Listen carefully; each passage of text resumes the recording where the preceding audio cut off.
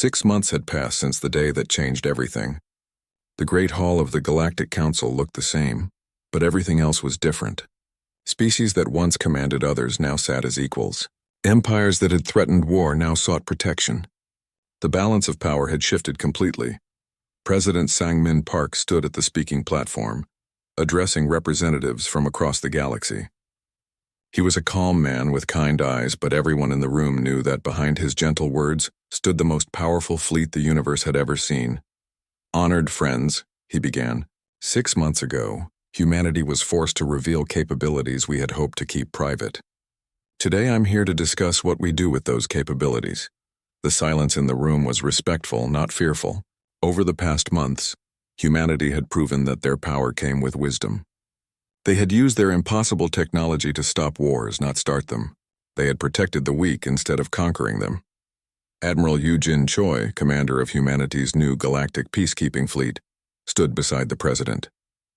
Her ships now patrolled trade routes that had been plagued by pirates for centuries. Under her protection, merchant vessels traveled safely between star systems that had been at war for generations. "The human government has made a decision," President Park continued. "We will share our defensive technologies with any species that commits to peaceful cooperation. We will use our weapons only to protect those who cannot protect themselves." Dr. Jinwoo Kang stepped forward with a data tablet in his hands. "My teams have been working with scientists from 17 different species. Together, we've made discoveries that none of us could have achieved alone. This was perhaps humanity's greatest revelation. Their technology wasn't just advanced, it was different. While other species had perfected what they already knew, humans had found completely new ways to understand the universe. The Altarian physicists helped us understand how to stabilize quantum phase drives," Dr. Kang explained. "In return, we showed them how to create probability shields. The Xanthari engineers taught us about dimensional anchors, and we shared our reality manipulation techniques with them." Ambassador Sora Lim, now Earth's chief diplomatic representative, addressed the question everyone was thinking. "Many of you have asked why humanity hid our capabilities for so long. The answer is simple: we were never hiding them. We were waiting for the galaxy to be ready to accept them." She gestured to the mixed groups of scientists and engineers now working together throughout the galaxy. "For 50 years you told us we were primitive. You insisted our technology was worthless. How could we share advances with people who refused to believe we could make any?" The truth was both simple and profound. Humanity hadn't been deceptive, they had been patient. They had waited for the galaxy to stop underestimating them long enough to listen. Supreme Chancellor Mordex, who had initially been terrified of humanity's power, now worked closely with human advisors. "President Park," he said, "the Council formally requests that Earth take a permanent leadership role in galactic affairs." President Park shook his head gently. "We appreciate the offer, Chancellor, but humanity doesn't want to rule the galaxy. We want to help protect it." This answer had surprised many species at first. Most civilizations that gained overwhelming power used it to dominate others. Humans seemed genuinely interested only in creating stability and cooperation. The results spoke for themselves. The hegemony, once the galaxy's greatest threat, now focused on scientific research under human protection. The Vorthan Empire had abandoned their plans for conquest and was working to improve trade relationships with their neighbors. Captain Min Ho-yoon, now promoted to admiral, commanded the Seoul Defense Fleet. His ship still included the 12 primitive vessels that the galaxy had once mocked. They served as a reminder of how badly first impressions could mislead. "Admiral," President Park asked, "what's the status of the peace initiatives?"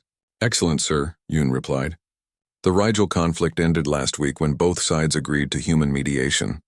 The Canopus trade wars have been suspended indefinitely. Even the ancient hatred between the Draconians and the Reptilians is beginning to cool. These achievements weren't won through threats or force. They came from a simple fact. No one wanted to fight when humanity's impossible ships were watching. The mere presence of vessels that could end any conflict instantly had made war seem pointless." Dr. Yoonji Cho, the scientist who had helped develop humanity's reality-bending technology, was now working with researchers from dozens of species. Her latest project involved something that would have been impossible before: a joint expedition to explore the galaxy beyond known space. President Park, she reported. The multi-species exploration fleet is ready to launch.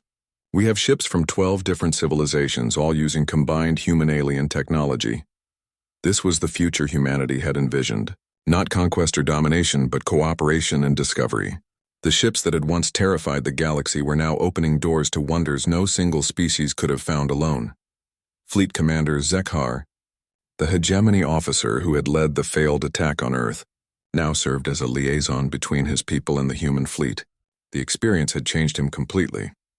Admiral Choi, he reported, the joint patrol of the Outer Rim has been successful. 3 pirate fleets have surrendered, rather than face our combined forces. Trade routes that have been dangerous for centuries are now completely safe. The transformation had been remarkable. Zekhar had gone from humanity's enemy to one of their most trusted allies. He understood better than most what human power could accomplish when used wisely. Lieutenant Narration, now a captain commanding her own impossible ship, represented the next generation of human officers. She had grown up knowing her species possessed reality-bending technology, but she had also learned the responsibility that came with such power. President Park, she said, the Academy graduation ceremony is ready. We have cadets from 43 different species training together. This was perhaps humanity's most important achievement. They weren't just sharing their technology. They were teaching other species how to think the way humans thought, how to see possibilities that others missed, how to find new solutions to old problems. As President Park prepared to conclude his address, he looked out at the assembled representatives. 6 months ago, many of these beings had viewed humanity as primitive and weak. Now they worked together as partners in building a better galaxy. Friends, he said, humanity learned long ago that the universe is vast and full of wonders. No single species can understand it all alone, but together, we can explore possibilities that none of us ever imagined. The applause that followed was genuine and warm. The galaxy had learned to appreciate what humans brought to the community. Not just advanced technology, but a different way of seeing the universe itself. As the session ended, Ambassador Kim walked through the corridors with representatives from dozens of species. They discussed joint scientific projects, trade agreements, and exploration missions. The conversations were between equals, exactly as humanity had always hoped they would be. Outside, in the darkness of space, Admiral Choi's fleet maintained its quiet watch. The ships still seemed impossible to outside observers. They still existed in multiple dimensions and fired weapons that reached through reality itself. But now they were symbols of protection rather than threat. Children on hundreds of worlds grew up knowing they were safe. Scientists pushed the boundaries of knowledge without fear. Merchants traveled between stars without worrying about pirates or wars. The galaxy had become a better place because one species had been patient enough to wait for the right moment to reveal their true capabilities. Humanity had never wanted to rule the galaxy. They had simply wanted to be part of it as equals. Now finally they were, and the universe was more wonderful than anyone had ever dared to dream. The emergency session of the Galactic Council was unlike anything anyone had ever seen. Species that had been enemies for centuries sat together in shocked silence. The great hall buzzed with whispered conversations in dozens of languages, all asking the same questions. How had humans hidden such incredible technology? What else were they hiding? Supreme Chancellor Mordex called for order, but his voice shook slightly. Even he, leader of the most powerful government in the galaxy, looked pale and worried. The reports are confirmed, he announced. The hegemony fleet was completely defeated by human forces. 200 warships retreated without inflicting a single casualty on the enemy. Intelligence Director Kilrath stood up, his tentacles waving nervously. Supreme Chancellor, my analysts have been studying the sensor recordings for 6 hours. We cannot explain what we saw. The human ships appear to violate every known law of physics. Murmurs of fear rippled through the assembly. These were beings who commanded star systems and ruled over billions of people. They had never felt helpless before.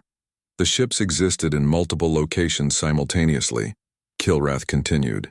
They fired weapons that passed through shields without touching them. Their own defenses made enemy attacks simply fail to occur. Our scientists say this technology should be impossible. High Admiral Quinn Thera stood up from her seat. The proud military commander looked shaken and confused. How did we miss this? Our intelligence has been watching Earth for 50 years. Where did these ships come from? Hidden facilities throughout their solar system, Kilrath replied. Asteroid bases we never detected. Underground shipyards we never suspected. The humans have been building their true fleet in places we never thought to look. Counselor Vextar, who had been so confident about human weakness, slumped in his chair.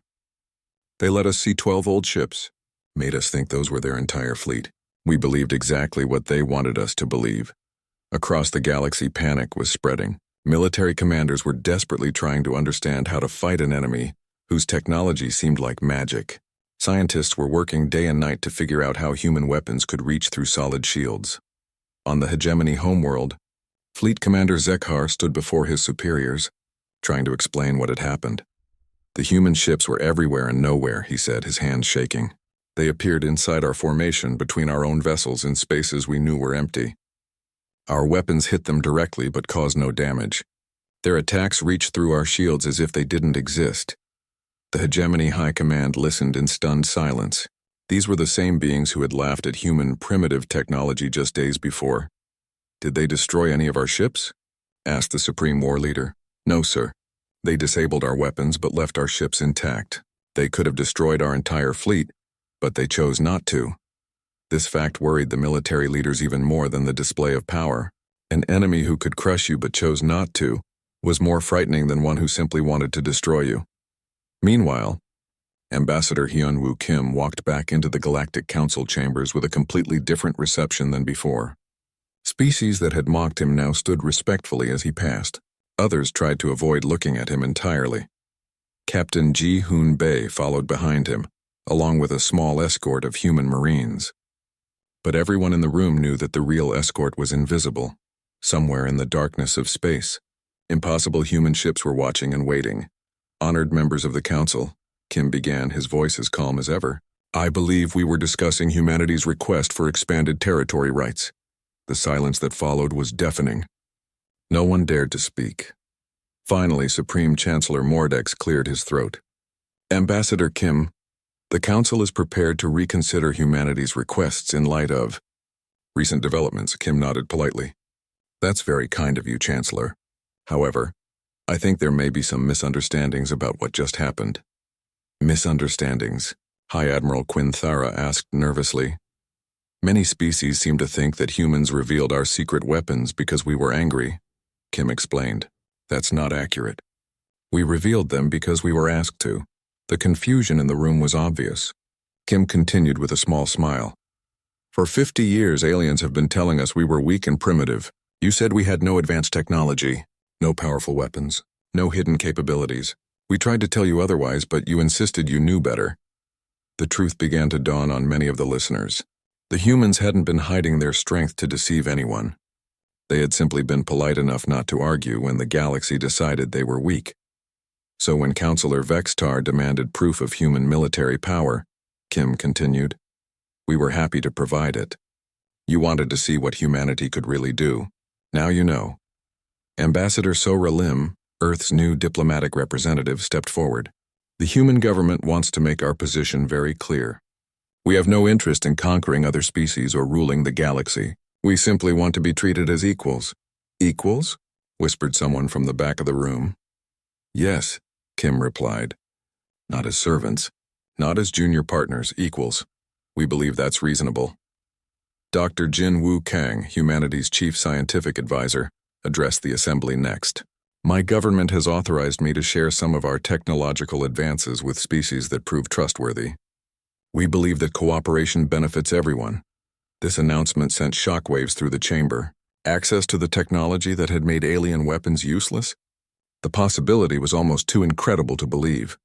But even as some species began to see opportunities, others were planning resistance. In secret meetings throughout the galaxy, military leaders discussed forming coalitions against humanity. They couldn't accept that their longtime superiority had ended so suddenly. Captain Ji-hoon Bae's ships served as diplomatic escorts for these discussions. Everyone knew they were really there to make sure the meeting stayed peaceful. No one wanted to test what would happen if they didn't. The Vorthon Empire, one of the galaxy's most aggressive civilizations, held an emergency session of their war council. The humans cannot be allowed to dominate us, declared their supreme general.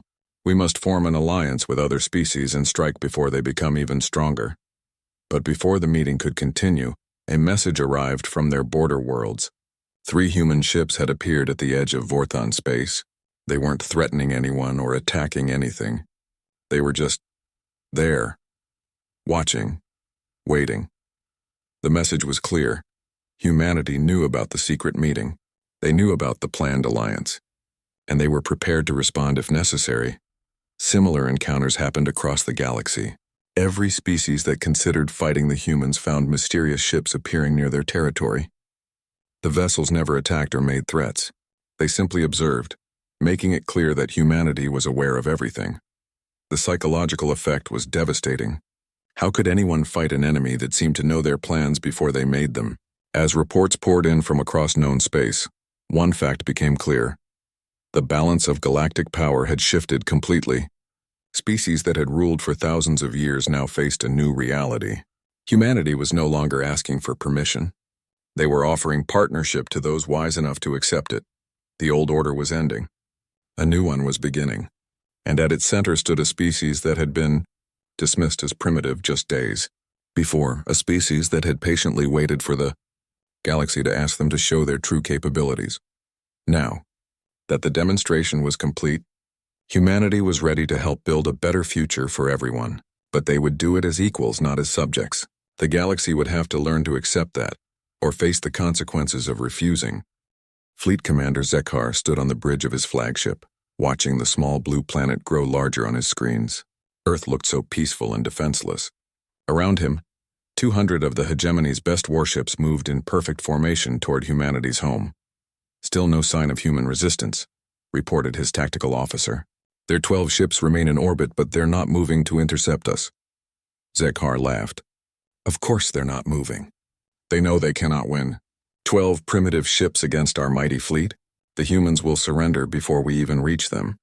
His officers joined in the laughter. This would be the easiest victory in hegemony history. After this, no species would dare to challenge their authority again. Commander, called the sensor operator, I'm detecting some strange readings near the outer planets. Strange how? I'm not sure, sir. The sensors keep showing ships that appear and disappear, but that's impossible. Ships can't just vanish and reappear. Zekhar walked over to look at the sensor display. The screen was flickering with contacts that appeared for a few seconds, then disappeared completely. Equipment malfunction, he decided. Have the technicians check the sensors, but the sensors were working perfectly. They were detecting something that shouldn't exist. Ships that were there one moment and gone the next. Vessels that appeared in 2 places at the same time. Technology that made no sense to anyone who understood normal physics. Captain Min Ho Yoon stood on the bridge of the human destroyer Defiance, watching the alien fleet approach Earth. His ship was one of the visible 12 that the galaxy knew about. Old, simple, and apparently helpless. Sir, his communications officer reported, Admiral Lee is asking if we're ready.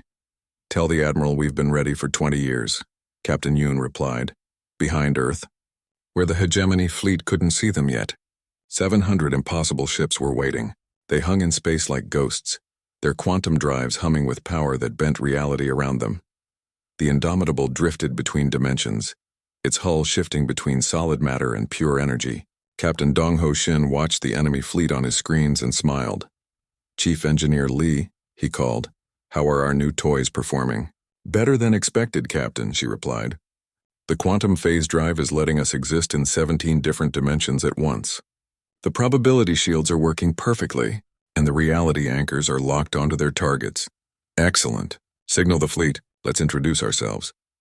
Across the hegemony formation, sensor operators began reporting impossible readings. Ships were appearing where space had been empty just seconds before.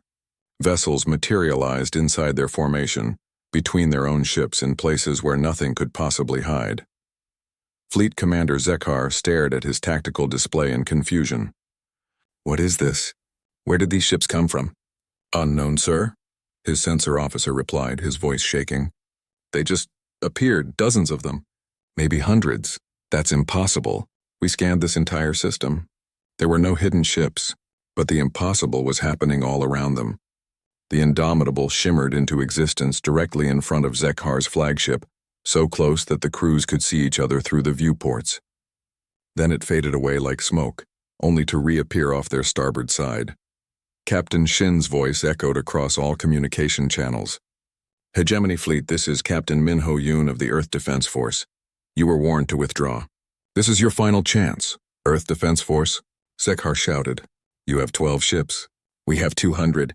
We will crush you like insects." 12 visible ships," came the calm reply. "We have others." That's when the real demonstration began. The human ships began to show what they could really do. The Indomitable suddenly appeared in 6 different places at once, each copy as real as the others. Other human vessels phased in and out of existence, moving through space in ways that made no sense. "Open fire," Zekhar commanded. "Destroy them all."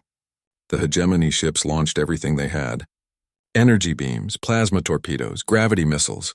Enough firepower to destroy a moon. The weapons flew toward their targets with deadly precision. And then something amazing happened. The weapons simply missed, not because the human ships moved out of the way, but because the attacks forgot how to hit them. The probability shields around each human vessel made successful hits statistically impossible. Energy beams curved away at the last second. Missiles exploded harmlessly in empty space. Gravity weapons suddenly decided they were aimed at different targets. "Impossible," Zekhar screamed. "Nothing can deflect that much firepower." "Your turn," Captain Shin announced. The human ships opened fire with weapons that shouldn't exist. Reality anchors reached through space and time to strike hegemony vessels directly, passing through their shields as if they weren't there. The attacks didn't destroy the alien ships. They simply made their weapons stop working. One by one, hegemony vessels found themselves defenseless. Their energy weapons wouldn't charge. Their missiles wouldn't launch. Their shields flickered and died. The human weapons didn't seem to damage the ships themselves, but they made fighting back impossible. Sensor operator Jae-Sung Ko, a young human serving aboard one of the old ships, watched the battle with amazement. Even he hadn't known what the secret fleet could really do. The alien ships were completely helpless against technology that treated physics like gentle suggestions rather than absolute laws. "Commander Zekhar," Captain Yoon's voice came over the communication system again, still perfectly calm. "Your weapons are offline. Your shields are down. Your ships are unharmed, but you cannot fight. Will you withdraw, or shall we demonstrate our more destructive capabilities?" Zekhar looked around his bridge in horror. Every system was failing. His mighty flagship, pride of the hegemony fleet, was as helpless as a child's toy. "This is impossible," he whispered. "How are you doing this?" "Humans have been studying alien technology for 50 years, came the reply. "We learned from you. Then we improved on what you taught us." Around the hegemony fleet, more human ships continued to appear. They seemed to come from everywhere and nowhere. Some looked like they were made of solid light. Others flickered between different shapes and sizes. A few appeared to be existing in several different time periods simultaneously. Chief Engineer Haiwan Lee, watching from the Indomitable, couldn't help but smile. The aliens had always thought humans were too primitive to understand advanced technology. They never realized that humans had a gift for seeing possibilities that other species missed. While aliens perfected their existing technology, humans had asked different questions. What if shields didn't just block attacks but made them never happen? What if ships didn't just move through space but existed in multiple locations at once? What if weapons didn't just destroy targets but reached through reality to touch them directly? The answers had led to ships that broke every rule the galaxy thought it understood. "Fleet Commander," came a desperate voice from one of Zekhar's subordinates. "Should we attempt to retreat?" Zekhar looked at the impossible human ships surrounding his fleet. 200 of the hegemony's finest warships, and they couldn't even scratch the paint on a single human vessel. "Signal the retreat," he said quietly. "All ships withdraw immediately." As the hegemony fleet turned to flee, the human ships simply watched them go. They didn't pursue or attack. They had made their point perfectly clear. The galaxy's intelligence networks went wild with reports of the battle. Within hours, every species in known space was trying to understand what they had witnessed. Ships that existed in multiple places at once. Weapons that reached through dimensions. Technology that made successful attacks statistically impossible. Humanity had revealed their true capabilities to the galaxy, and nothing would ever be the same. Deep inside the asteroid belt between Mars and Jupiter, something that shouldn't exist was waking up. Admiral Tae-hyun Lee stood on the bridge of a space station that the galaxy's best intelligence had never detected. Around him, lights began flashing as decades of preparation finally came to life. Signal received from Ambassador Kim, reported Lieutenant Nara Jung from her station. The Council has given us 72 hours. Admiral Lee nodded. He was a tall man with gray hair and calm eyes that had seen more than most people could imagine. Send word to all hidden facilities. Begin Phase 1 activation. Across the solar system, things started happening that would have amazed any alien observer. Inside hollowed-out asteroids, massive doors opened to reveal shipyards that had been building in secret for 20 years. On the dark side of the moon, underground hangars began lifting enormous vessels toward the surface. Dr. Yoonji Cho hurried through the corridors of Research Station Omega, hidden deep in the clouds of Jupiter. She was a small woman with bright eyes and hands that never stopped moving. Behind her, a group of scientists struggled to keep up. "The quantum drives are ready?" she asked without slowing down. "Yes, Doctor," panted one of her assistants. "All ships have been fitted with the new systems." "And the probability shields?" "Tested and working perfectly," Dr. Cho smiled. The galaxy thought humans were primitive because they used metal ships and chemical rockets. What the aliens didn't understand was that humans had been studying their technology for 50 years. Every piece of alien tech that came to Earth had been taken apart, analyzed, and improved. But humans had done something the aliens never expected. Instead of just copying alien technology, they had combined it with human creativity. The results were ships that could do things the galaxy thought were impossible. Meanwhile, Captain Dong-ho Shin was walking through the hangar where the Indomitable waited. The ship looked strange even to human eyes. It was sleek and dark, with curves that seemed to bend light around them. The hull appeared to shimmer and move as if it wasn't entirely solid. "Captain," called Chief Engineer Haiwan Lee as she jogged over, "all systems are green. The quantum phase generator is running at full power." Captain Shin ran his hand along the ship's hull.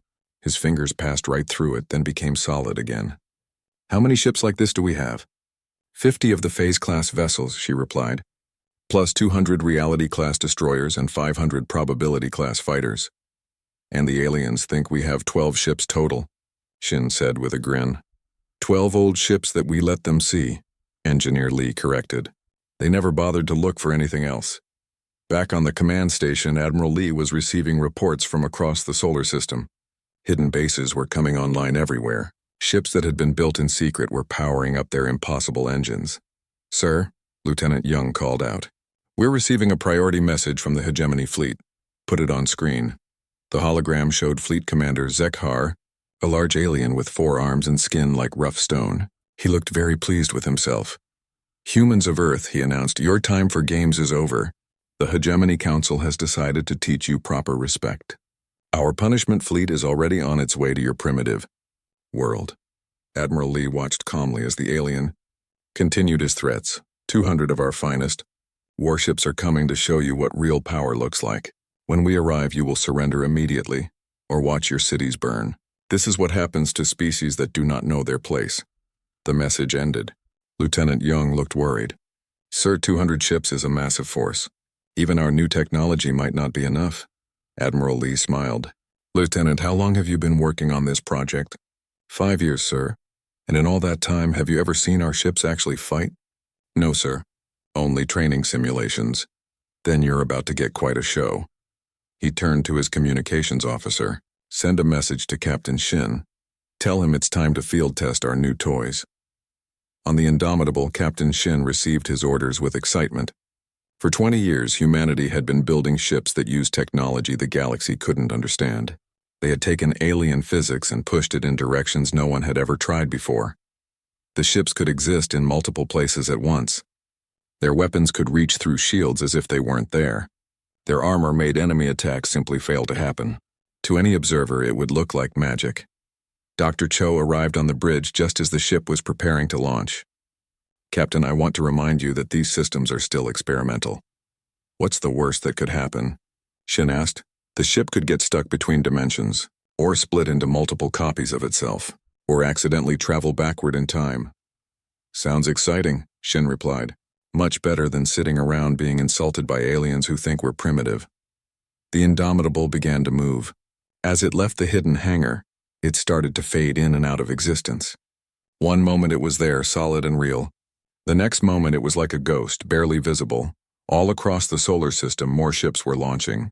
They rose from secret bases on planets and moons. They emerged from asteroid facilities and hidden stations. Each one was equipped with technology that broke the rules of physics in different ways. The galaxy had spent 50 years studying humanity. They knew about Earth's cities and factories. They had scanned the surface looking for military bases. They had counted the ships in orbit and decided humans were weak. But they had never looked inside asteroids. They had never searched the gas giant clouds. They had never suspected that humans might build their most important facilities in places where no one would think to look. Admiral Lee watched his fleet assemble. 700 ships that officially didn't exist, each one capable of things that would make alien scientists weep. "Sir," Lieutenant Jung reported, "all units are ready. The hegemony fleet will reach Earth in 18 hours. "Perfect timing," Admiral Lee replied. "Send word to Ambassador Kim. Tell him the demonstration will begin exactly on schedule." As the secret fleet moved toward its positions, Earth continued to look helpless and unprepared. The 12 old ships that the galaxy knew about remained in their usual orbits, looking primitive and weak. But hidden in the darkness between the planets, an armada of impossible vessels was getting ready to teach the galaxy a lesson it would never forget. The aliens thought they understood human technology. They were about to discover that humans had been hiding their greatest achievements in plain sight. The countdown continued. Soon, the hegemony would arrive expecting to find a defenseless world. Instead, they would face ships that challenged everything they thought they knew about science, war, and the nature of reality itself. The Great Hall of the Galactic Council buzzed with voices from dozens of different species. Ambassador Hyun-woo Kim sat quietly in his chair, watching the other representatives argue about humanity's future. His dark suit looked simple compared to the fancy robes and armor worn by the alien diplomats around him. "The humans want more territory?" laughed Councillor Vextar, his 6 arms waving in the air. "They have been part of our community for only 50 years. They should be grateful for what they already have." Captain So-Young Park, sitting next to Kim, kept her face calm. She wore her Earth military uniform with pride, even though many aliens looked at it with amusement. They thought human technology was weak and old-fashioned. High Admiral Quinn Thera stood up from her seat. She was tall and covered in blue scales that shimmered under the lights. "The humans have only 12 ships in their entire fleet," she said. "My people have thousands. Why should we give them more worlds when they cannot even protect what they have?" Kim stood up slowly. The room became quiet as he walked to the speaking platform. "Honorable members of the Council," he began, his voice clear and steady. "Humanity asks only for the right to grow and explore just like every other species here." "Grow?" Vextar laughed again. "Your ships are made of metal and fire. Our children's toys are more advanced than your best technology." Other aliens joined in the laughter. Kim waited patiently for them to stop. He had heard these insults many times before. The galaxy saw humans as new and primitive. They thought Earth's technology was hundreds of years behind everyone else. "We have seen your ships," said another counselor, a creature that looked like a giant insect. "They move slowly through space. They have simple weapons. How can you protect new colonies when you can barely protect yourselves?" Captain Park's hand moved slightly toward her belt, but Kim gave her a small shake of his head. "Not yet. It wasn't time yet." "Perhaps," Kim said calmly. "You don't know as much about human capabilities as you think." "Capabilities?" High Admiral Quinthera stepped forward. "We have studied your species for 50 years. We know everything about your primitive rockets and metal ships. You have no special abilities, no advanced technology, no powerful weapons." The room filled with agreeing voices. Species after species stood up to talk about how weak humans were. They spoke of their own great fleets and mighty weapons.